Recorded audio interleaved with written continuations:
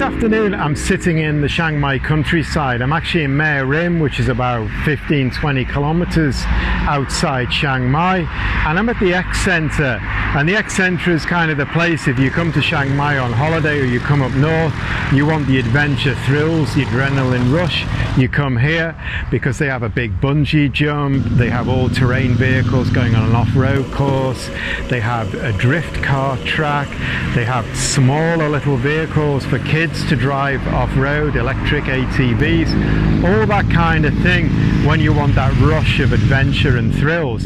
But I'm not here for any of that today, although it's a lot of fun. I've been here before, it's a cool place to come. But I'm actually here for this, and this is a Hillman Hunter, and that is not something you say every day in Thailand. In fact, making videos, taking photos, I've never taken a photo or made a video of a badged Hillman Hunter. And I say badged because I have seen one here before, but that was the Iranian version, because the Hunter was built CKD in Iran. And the story of that one, the guy who owned it, he emigrated to Thailand, and then his son, second generation Thai Iranian, he restored it, and it turned up at Cars and Coffee at the train market Srinacarin in Bangkok for Cars and Coffee about a year ago. And I was just like, what the heck is this? I was completely shocked. I've never seen the Iranian badge before.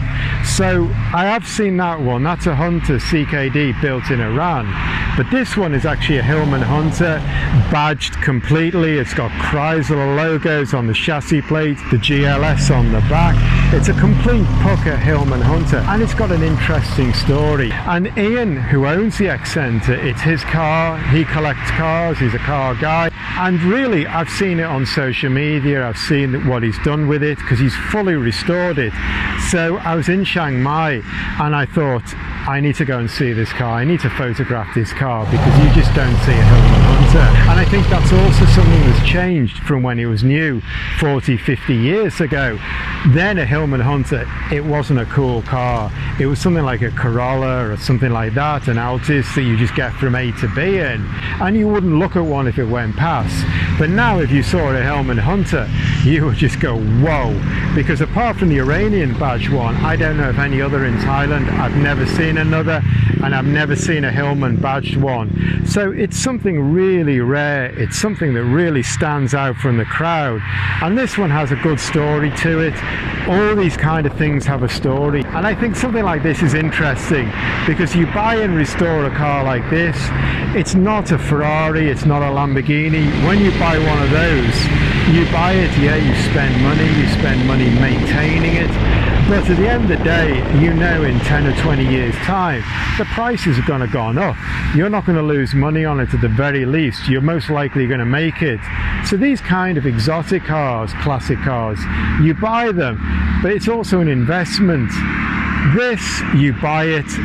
Are you ever going to find another buyer? Are you ever going to find a buyer that will cover the cost of the restoration and the work you've done on it? Because everything has been done on it. So that makes it really interesting. That makes it quite quirky. And I think it makes it interesting to look at, to speak to the owner, see where he's coming from, why he would buy a car like this. So really what I wanted to do is come here today. I want to have a look at the X-Centre, of course, have a go while I'm here. But I wanted to have a look at this car. I wanted Ian to talk me through it and take it for a drive, see what it feels like, just get the feel and immerse in this car, immerse in this experience and the backstory.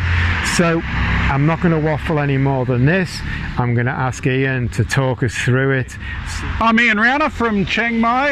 I own the X-Centre out in Mae Rim here, which is an extreme sports adventure park, and I've got quite a few vehicles here, and I've had a VP Holden Calais since, it's a 96 model. I've had it for a few years now. And anyway, this Hillman Hunter here, which is fairly rare in Thailand, came up available, and I knew the history of it because I knew the last three previous owners of it.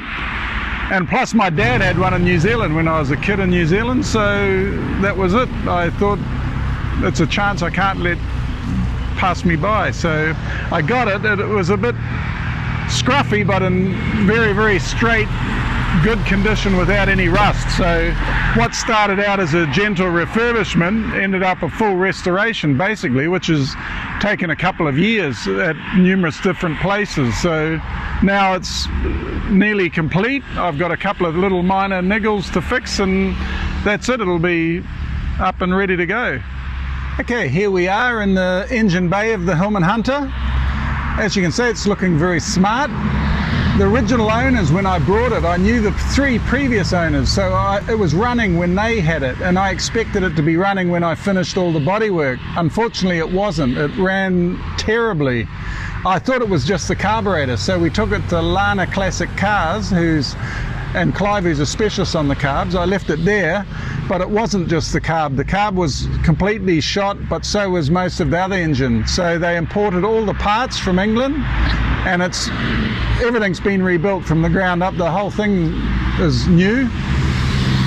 Then when we got it going just this week, just before Ed turned up, we were going to go out, and then the compressor wasn't working. It was all leaking, so that's all brand new aircon compressor too. The only thing is a new booster for the brakes. The only thing that's not necessarily original is this bottle here, which it's electric windscreen washer, because the original one was just a bag with a vacuum pump, which was very inefficient, didn't work. And also this K&N filter, because that had to be used to accommodate the aircon hoses off the compressor. But other than that, looks like a brand new, almost looks like a Holby engine, because that's the same cover off a Holbit. Okay, this is inside of the mighty Hunter. Originally this was the base model Hunter, so it didn't have any of the gauges in the center here. So when I got it, this was a heater unit, but everything was broken and it didn't work, so I thought I'll transform it into the GLS model, which had the gauges here, because I've got the handbook on them and all that. So I just looked through that and saw how it was supposed to look. The original seats were very low and not very form-fitting, so these seats here are made, I actually got them out of a Chrysler Neon and just had them all recovered in leather, and had everything else recovered, all the doors recovered, all the bits of wood paneling, like on the doors and the center console here and the gauge pod. I made up a new form for that and sent it to a place in Bangkok, and they made all the wood veneer on it, and then I got another upholstery guy who did all the seats and the carpet. I got the boot line, because the boot originally wasn't lined, it was just bare metal, so that's all carpeted as well. I got the steering wheel to emphasize the wood bit, and I just liked the style of it, because it reminded me of the old GTE Cortina, which was another equivalent model of the GLS Hunter at the time. And basically that's it. I got all new seat belts, retractions and buckles and all that, so instead of the old ones, and just generally tidied up the dash, got the dash recovered, and I've done nearly everything's I've tried to tidy it up as much as I can to make it more basic and more clean looking. Okay, if you see the paintwork on this car, I think it's come out beautifully, and I'm very happy with the whole end result. When I first got it, it was a light blue, the standard color, and it was very faded. All the clear coat was gone. It looked quite sad. So luckily my brother-in-law is Saman Kanchan, which owns quite a big panel and paint shop right in town in Chiang Mai. So we took the car in there, and he called me up and said, I'm ready for you to pick the colour. So I went in there and we chose this colour, which is off a Mitsubishi paint chart, which I'm guessing off a Mitsubishi Mirage, a late model car. And then he took me to show me the car, and he had stripped everything off it. Everything was out, the glass, the doors, the panels.